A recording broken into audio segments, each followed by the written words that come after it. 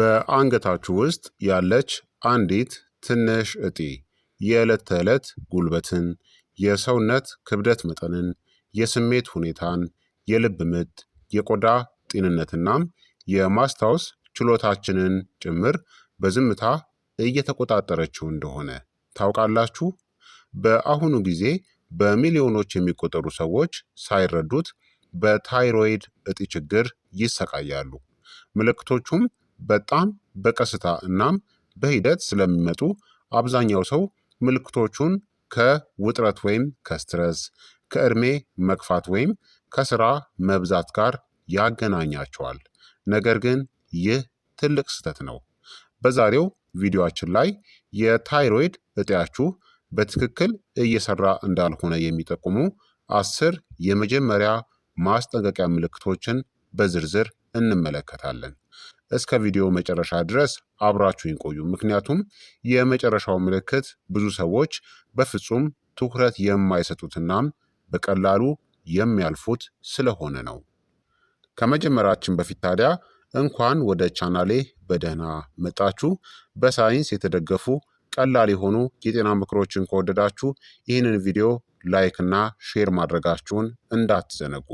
ለቻናሉ አዲስ ከሆናችሁ ደግሞ ሰብስክራይብ ማድረጋችሁን አትርሱ። ጥያቄያችሁን በኮመንት ላይ አስፍሩልኝ፣ እመልስላችኋለሁኝ። ሰብስክራይብ ካደረጋችሁ ወደ ትምህርቱ እንለፍ። ወደ ምልክቶቹ ከመሄዳችን በፊት ታዲያ ይህ የታይሮይድ እጢ በሰውነታችን ውስጥ ያለውን ተግባር ባጭሩ ልንገራችሁ። ታይሮይድ ማለት በአንገታችን የፊት ለፊት ክፍል ላይ ከአንገት አጥንት ከኮላርቦን በስተላይ እናም ከልመት አዳምስ አፕል ከምንለው በታች የምትገኝ የቢራቢሮ ቅርጽ ያላት ትንሽ የውስጥ ፈሳሽ ኢንዶክራይን እጢ ናት። ይህቺ እጢ ምንም እንኳን መጠኗ አነስተኛ ቢሆንም በሰውነታችን ውስጥ ያሉትን ዋና ዋና የህይወት ሂደቶች በመቆጣጠር ረገድ ግን ልክ እንደ ዋና ኢንጂነር ወይም የመቆጣጠሪያ ማዕከል ሆና ነው የምታገለግለው። ታዲያ ታይሮይድ ምን ይረዳል? ዋና ተግባራቱ ምን እንደሆነ እንመልከት። የታይሮይድ እጢ ዋና ስራ ሆርሞኖችን በተለይም ቲ3 እናም ቲ4 የሚባሉትን ማምረት እናም ወደ ደም ውስጥ መልቀቅ ነው። እነዚህ ሆርሞኖች በሰውነታችን ውስጥ እነዚህን ወሳኝ ተግባራትን ያከናውናሉ። አንደኛ ሜታቦሊዝምን መቆጣጠር ነው። ሰውነታችን ከምንመገበው ምግብ ላይ እንዴት ኃይል ወይም ኢነርጂ ማመንጨት እንዳለበት ፍጥነቱን የሚወስነው ይህ ሆርሞን ነው። ታይሮይድ በትክክል ሲሰራ ሰውነታችን ምግቡን በአግባቡ ወደ ጉልበት ይቀይረዋል። ሁለተኛ የሰውነት ሙቀትን ማስተካከል ነው። የሰውነታችን ውስጣዊ ሙቀት ሁልጊዜ የተመጣጠነ እናም የተረጋጋ እንዲሆን ያደርጋል። ሶስተኛ ደግሞ የልብ ምትንናም መተንፈስን መምራት ነው። ልባችን በምን ያክል ፍጥነትናም ጥንካሬ መምታት እንዳለበት ቀጥተኛ ተጽዕኖም አለው። አራተኛ የእድገትናም የአእምሮ ስራ ላይ ነው። በተለይም በልጆች ላይ ለአካላዊ እድገትናም ለአእምሮ መጎልበት ወሳኝ ነው። በትላልቅ ሰዎች ላይ ደግሞ የማስታወስናም የማስተዋል ችሎታን ይቆጣጠራል። ታዲያ ታይሮይድ ሲታወክ ምን ይፈጠራል? የታይሮይድ እጢ ሆርሞን የማምረት ስራዋ ሲዛባ በአብዛኛው በሁለት መልኩ ይገለጻል። አንደኛ የታይሮይድ ስራ መቀነስ ወይም ሃይፖታይሮይዲዝም የምንለው ነው። እጢዋ ከሚያስፈልገው በታች በጣም አነስተኛ ሆርሞን ስታመርት የሚከሰት ነው። በዚህ ጊዜ የሰውነት ስራዎች በሙሉ ይዘገያሉ። ምልክቶቹም ከፍተኛ ድካም፣ የክብደት መጨመር፣ ቅዝቃዜን ለመቋቋም አቅም ማጣት፣ የቆዳ መድረቅና የሆድ ድርቀት ናቸው። ሁለተኛ የታይሮይድ ከመጠን በላይ መስራት ወይም ሃይፐር ታይሮይዲዝም የምንለው ነው። እጢዋ ከሚያስፈልገው በላይ በጣም ከፍተኛ ሆርሞንን ስታመርት ነው። በዚህ ጊዜ የሰውነት ስራዎች በሙሉ ይፈጥናሉ። ምልክቶቹም ያለ ምክንያት ክብደት መቀነስ፣ የልብ ምት መፍጠን፣ ከፍተኛ ላብ፣ ጭንቀትናም የእጅ መንቀጥቀጥ ናቸው። ባጭሩ ታይሮይድ ማለት የሰውነታችንን የነዳጅ እናም የጉልበት ፍጆታን የምታቀናጅ የአጠቃላይ ጤንነታችን እናም የነቃ ስሜታችን መሰረት የሆነች ወሳኝ የሰውነት ክፍላችን ናት ማለት ነው። ታዲያ አሁን ስለ ታይሮይድ በደንብ ከተረዳችሁ የታይሮይድ እጢ በትክክል እየሰራ እንዳልሆነ የሚያሳዩ 10 የመጀመሪያ ዋና ዋና ምልክቶችን እንመልከት። 10ኛ የማያቋርጥ ከፍተኛ ድካም ነው። በቂ እንቅልፍን ተኝታችሁም እንኳን ጠዋት ስትነሱ ከፍተኛ የሆነ የድካም ስሜት ይሰማችኋል? የታይሮይድ እጢ ስራ መቀነስ ወይም ደግሞ አንደር አክቲቭ ታይሮይድ ወይም ሃይፖታይሮይዲዝም ካላቸው የመጀመሪያ ምልክቶች ውስጥ አንዱ ይሄ የማያቋርጥ ድካም ነው። ታይሮይድ ሰውነታችን ምግብን ወደ ኃይል የሚቀይርበትን ሂደት የሚቆጣጠሩ ሆርሞኖችን ያመርታል። የሆርሞን መጠኑ በጣም በሚቀንስበት ጊዜ በሰውነታችን ውስጥ ያሉ ሁሉም ስርዓቶች ፍጥነታቸውን ይቀንሳሉ። ይህ ድካም ተራ የድካም ስሜት ሳይሆን አርፋችሁም ቢሆን የማይለቅናም የዕለት ተዕለት ህይወትን የሚያስተጓጉል ነው። ስለዚህ በቂ እረፍትን አድርጋችሁ አሁንም ሁልጊዜ የሚደክማችሁ ከሆነ ምክንያቱ የታይሮይድ እጢያችሁ ሊሆን ይችላል። 9ኛ ምክንያቱ ያልታወቀ የክብደት ለውጥ ነው። የአመጋገብ ዘይቤን ወይም የምግብ ፍላጎትን ሳትቀይሩ የሰውነት ክብደታችሁ በከፍተኛ ሁኔታ ጨምሯል። የታይሮይድ ስራ መዘግየት የሰውነታችሁን ሜታቦሊዝም ስለሚቀንሰው በቀላሉ ክብደትን እንድትጨምሩ ያደርጋል።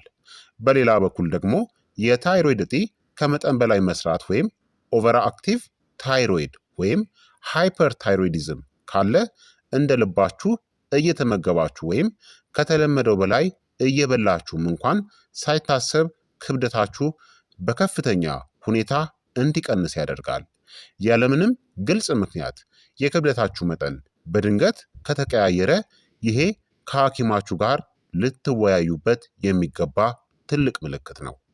8ኛ ሁልጊዜ ቅዝቃዜ መሰማት ነው። በክፍል ውስጥ ወይም በቤት ውስጥ ሁሉም ሰው ሙቀት እየተሰማው ሹራብን ለመልበስ የምትቸኩሉት እናንተ ብቻ ናችሁ? የታይሮይድ እጢ ስራ ሲቀንስ ሰውነታችን አነስተኛ ሙቀት እንዲያመነጭ ያደርገዋል። ይህ ደግሞ በሞቃት አካባቢዎችም እንኳን ሳይቀር ቅዝቃዜ እንዲሰማችሁ ያደርጋል። በተለይም የእጃችሁ እናም የእግራችሁ ጫፎች ሁልጊዜ የሚቀዘቅዛችሁ ከሆነ እናም ከሌሎች ሰዎች በተለየ ቅዝቃዜን መቋቋም ካቃታችሁ ይህንን ምልክት በፍጹም ችላ አትበሉት።